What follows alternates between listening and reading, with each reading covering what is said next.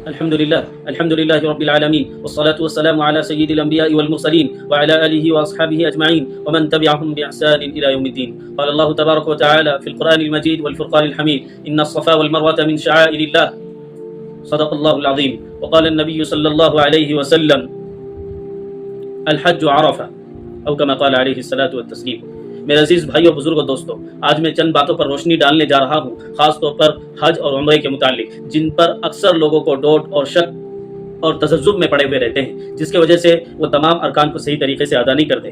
ایک سوال بہت اہم تھا: کیا حج کے فرض قرآن سے ثابت ہے؟ بالکل، حج کی فرضیت قرآن سے ثابت ہے۔ حج کے اہم ارکان میں سے، یعنی حج کے جو ارکان میں سے ایک ارکان ہے، وہ کیا ہے؟ قرآن حدیث سے ثابت ہے۔ دونوں قرآن حدیث سے ثابت ہے۔ وقوف عرفہ بھی حدیث سے ثابت ہے، جیسے کہ میں نے ابھی حدیث پڑھی، الحج عرفہ، ترمذی کی حدیث ہے۔ اسی طریقے سے طواف زیارت قرآن سے ثابت ہے، بیت اللہ کا طواف کریں، سورہ حج۔ اسی طریقے سے احرام، نیت اور تلبیہ، یہ تمام چیزیں بخاری اور مسلم شریف کی حدیث سے ثابت ہے۔ میں اس لیے آپ کو بتا رہا ہوں کہ یہ تمام چیزیں آپ کو کرنا ہے، آپ اس میں تذبذب میں نہ پڑیں۔ اور صحیح بھی صفا مروہ کا ذکر بھی اللہ تعالیٰ نے قرآن پاک میں ذکر کیا، جس کی آیت میں نے پڑھا: ان الصفا والمروۃ من شعائر اللہ، بے شک صفا اور مروہ اللہ کی نشانی میں سے ایک نشانی ہے۔ سورہ بقرہ میں اللہ نے ذکر کیا۔ رمی، جمرات، مزدلفہ میں قیام، نبی علیہ الصلوۃ والسلام کا عمل صحیح اور مسلم سے ثابت ہے۔ اسی طریقے سے قربانی کے جانوروں کو ہم نے تمہارے لیے شعائر اللہ سے بنایا۔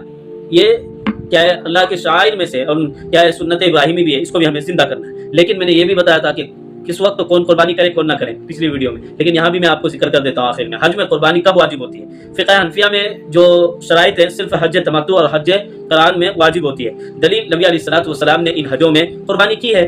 جی، اسی طریقے سے عمرے کے فرض اور قرآن حدیث سے کہاں ثابت ہے؟ یہ بھی سوال ہے، تو چلیے اس کو بھی ہم حل کر لیتے ہیں۔ احرام حدیث سے ثابت ہے، طواف قرآن سے، تو اب دونوں چیزوں کا ذکر مل گیا۔ اسی طریقے سے عمرہ میں سعی کیوں ضروری ہے؟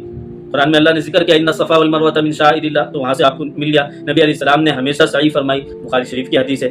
اور اسی طریقے سے کیا عمرے میں قربانی ہوتی ہے؟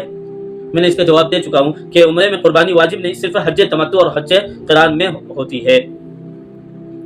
تو خلاصہ کیا نکلا ان تمام چیزوں کا؟ خلاصہ کلام یہ کہ حج کے 3 فرض: احرام، وقوف عرفہ،